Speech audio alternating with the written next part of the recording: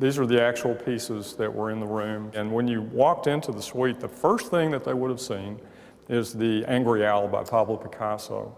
On the morning of November 22, 1963, President and Mrs. Kennedy awoke in Suite 850 of Fort Worth's Hotel Texas, greeted by a stunning collection of art brought together to honor their visit. Over here we have the masterpiece by Vincent van Gogh that was installed in the master bedroom. This year, art historian Scott Grant Barker worked with the Dallas Museum of Art to reunite those masterpieces. It was a statement that, you know, in Texas, we know who Picasso is and we agree that he's an important 20th century artist. The message? Texas was no backwater. But before heading out to a rapturous reception in Dallas, the president would see this very unwelcoming anti-Kennedy full-page ad in the Dallas Morning News. Welcome, Mr. Kennedy. They don't address him as Mr. President. So. No, they don't. No, they don't. Gary Mack is curator at the 6th floor museum at Dealey Plaza. The ad was insulting by 1963 standards. Kennedy saw it that morning and he read a little bit of it and turned to Jackie and said, well, we're headed into nut country today. Indeed, Dallas was developing a reputation for less than hospitable behavior. Only weeks before, visiting UN Ambassador Adlai Stevenson had been whacked in the head by a protester. Earlier, in 1960, vice presidential candidate Lyndon Johnson and his wife Lady Bird were besieged by an angry gaggle of Republican women, dubbed the Mink Coat Mob, who reportedly cursed, spat at, and pricked the couple with bobby pins. It was inexcusable. It's just a terrible thing. Do you remember thinking at the time, that's no way to behave? Oh, yes. I was there. Lyndon Adams was one of those protesters. I was way back by the cigar counter, and I heard all of this commotion up in front, and I thought, that just sounds terrible, and I am not staying here. I'm leaving, which I did. On November 22nd, Adams was hosting a ladies' luncheon when she heard the terrible news. It was a horrible shock, horrible, in every single possible way that you can imagine, that this president was killed in our city. Did you worry that Dallas... Well, you didn't have to worry because we were instantly blamed. And it started almost instantaneously because of those other incidents. And so, yes, along with grieving for the president. Was grieving for the city, or? Yes, the city that we love. I kept looking up at all of the windows. I kept looking up at all of the rooftops. And Newsman Pierce Allman was directly across from the Texas Book Depository when the motorcade passed by. I was smitten. I was struck. I thought, that's what a president and a first lady ought to look like.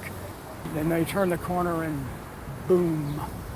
The world was stunned, but nowhere were people more shaken than in Dallas. I think a lot of people were going through perhaps an intensive soul searching. Churches were full, and it was almost civic penance on a massive scale. I think a lot of people were asking for the first time, did I do something? Did I somehow mistakenly create an environment in which something so shocking could happen? Dallasites may have wondered about their part in the tragedy. The press and world seemed to have no doubt. Dallas was branded the city of hate, even though Gary Mack points out. To this day, after 50 years of studies, there's nothing that connects the city of Dallas or the right-wing extremists to Lee Harvey Oswald, who is an admitted leftist. Still, the city was blamed by many for the murder of a president. Traveling the world in the 5 years after the assassination was a very unsettling experience. Robert Deckard was 13 years old in 1963. You'd be doing fine in a conversation until you reached the where are you from question, and tone would change almost instantly. Deckard is the great-grandson of George Bannerman Dealey, for whom Dealey Plaza is named. He would go on to run his family's media empire, which includes the Dallas Morning News. The city of Dallas didn't do well coping with the assassination. That's a well-known fact. it was a matter of trying to work through shock. During the 1970s, the book depository stood vacant. Yet visitors streamed to the site, making it for a time the city's #1 tourist attraction and a magnet for hawkers and conspiracy theorists. And I really have to tell you, I was offended that that's all they really wanted to see in our city. But what happened at Dealey Plaza could not be erased.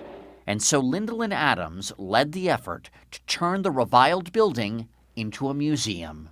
I went from not wanting to even look in that direction to realizing that something needed to be done.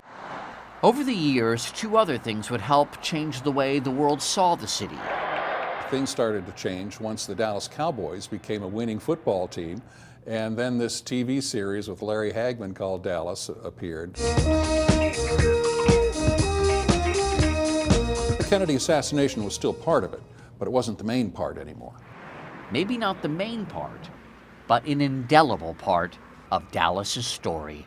What happened here was one of the great tragedies in the history of our country. Could have happened anywhere, but it happened here.